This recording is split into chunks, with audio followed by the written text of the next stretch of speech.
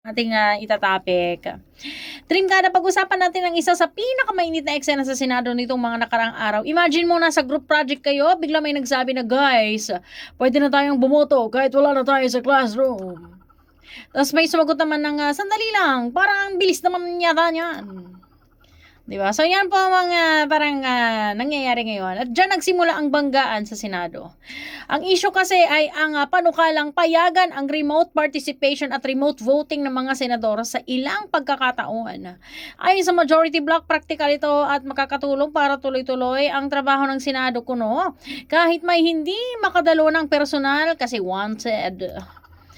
Pero para naman sa minority bloc, may malaking tanong, sapat ba ang naging konsultasyon at debate bago baguhin ang mga patakaran? Ayon sa mga tumututol, hindi raw dapat minamadali ang pagbabago ng rules dahil may epekto ito sa transparency at accountability.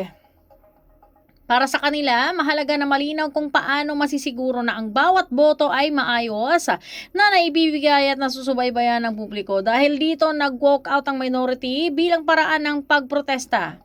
Mensahe nila, hindi kami sangayon sa paraan ng proseso. Sa kabilang banda, sinasabi naman ng majority na bahagi daw ng modernisasyon ng paggamit ng teknolohiya at hindi dapat maparalisa ang trabaho ng Senado kung may mga sitwasyong hindi makadalo ng personal ang mga membro nito. Yula. So, sino ang tama, minasan? Iyan ang patuloy na pinagtatalunan. Pero ang mahalaga, para sa publiko ay hindi lang kung remote o hindi lang ang pagboto. Ang mas malaking usapin ay kung paano mapapanatili ang tiwala ng taong bayan sa proseso ng paggawa ng batas. Dahil sa huli, minasan, ang Senado ay parang group project ng buong bansa yan. Kapag may nagrereklamo sa proseso, mahalagang pakinggan. At kapag may gustong magbago ng sistema, mahalagang mapaliwanag ng maayos kung bakit. At of course, kailangan yan ng mga due process. Gaya nga ng sabi ng mga estudyante tuwing may group work, hindi lang importante ang resulta, importante rin kung paano kayo nakarating doon.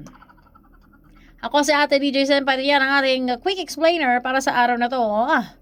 11:15 na po ang oras ngayon. Mananatiling nakatutok dahil meron pa tayong unmute with your Ate DJ Senpai. Only here, 104.7 Dream Radio, Summer's Best FM Station.